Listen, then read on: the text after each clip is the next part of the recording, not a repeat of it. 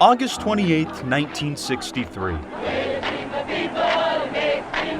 The sound of 260,000 people marching filled the air in Washington, D.C., marching for justice, freedom, and an end to racial segregation.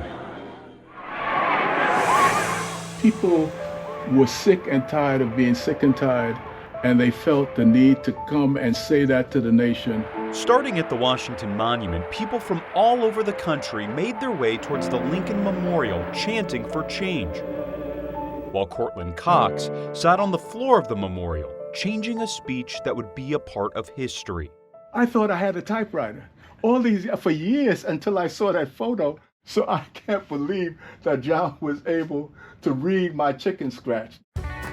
Courtland Cox was a college student and member of the Student Nonviolent Coordinating Committee, one of the sponsoring organizations. The chairman of the organization, John Lewis, was set to speak before Dr. Martin Luther King Jr. John's speech criticized the Kennedy administration for not doing enough. When the administration asked for the speech to be toned down and more supportive of its proposed civil rights bill, Cox and the team went to work to make those edits. It was important to make sure that the coalition held together. And, fortunately, our youth didn't override our clear thinking.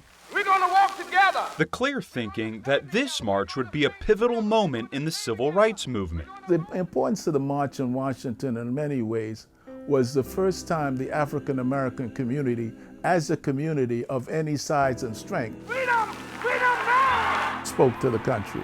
Before the march, the civil rights movement was defined by sit-ins and freedom rides, met with violence and police brutality, making it hard for people to understand what the end goal of the protests were. Freedom Now movement, hear me. But the March on Washington swung the pendulum in a different direction. To change the dynamic of how people saw the black community and the activists, as opposed to being people who were troublemakers, they were now people who were spreading democracy.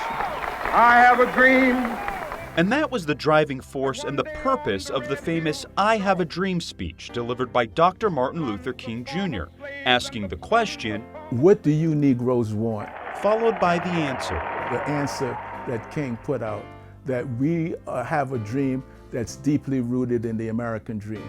And once that answer was given, people had a different perspective of what we are about.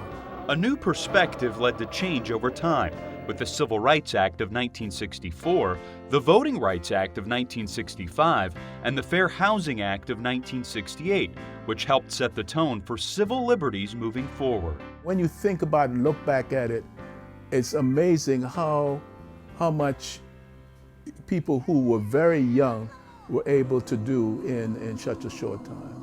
Making this happen and everything, you believe in it and you were prepared to die for it. And even if you achieve what you tried to do, there's always more to be done. Free at last, free at last. Thank God Almighty, we are free at last. Marking America's 250, I'm John Cardinelli in Washington, D.C.